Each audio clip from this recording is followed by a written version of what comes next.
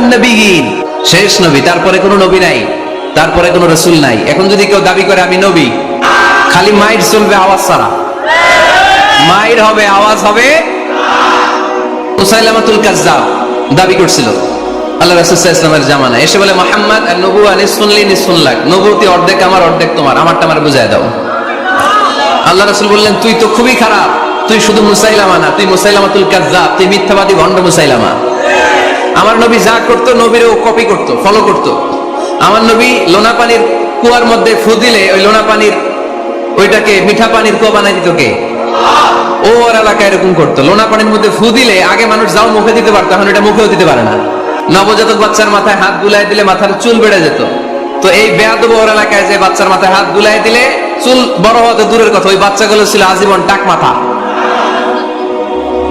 আবার আমার নবী ফু দিলে গাছের ফলন বেড়ে যেত, ও ফু দিলে গাছ মইরা শেষ। মির্জা গোলাম আহমদ কাদিয়ানী নাম শুনছেন? এই বেয়াদবটাও দাবি করছিল নবুয়তির। টয়লেটের ভেতরে ও পয়রা মরছে, মেথর দিয়ে ওরে টেনে টেনে উঠানো লাগছে।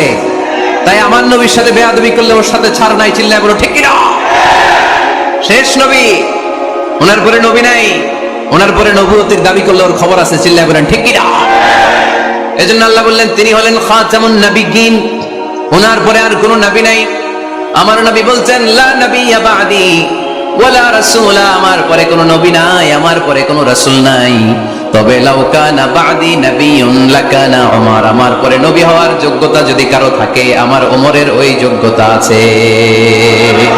আমার নবীর পরে আর কোনো রাসূল তিনি দিবেন না, তিনি শেষ নবী, তিনি আখিরি নবী। সুবহানাল্লাহ পড়েন।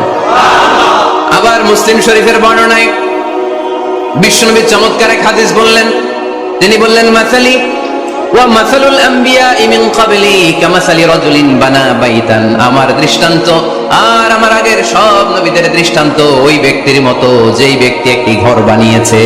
কি বানিয়েছে? চমৎকার, চোখ ধাঁধানো সৌন্দর্য দিয়ে ঘর। এই ঘরের ভুল ধরার মতো কোনো ভুল নাই। এত ডিজাইন, এত ইন্টেরিয়র ডিজাইন করেছে, লোকজন যেই আসে দেখে বলে বাহ বাহ, দেখে কি বলে?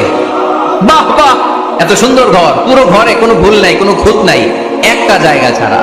সেটা হচ্ছে ঘরের এক জায়গায় ইটের গাঁথুনি দিতে যে এক জায়গায় একটা ইট পড়ে নাই, ওই জায়গা দিয়ে ফাঁকা, শীতের ঠান্ডা বাতাস ঢুকে।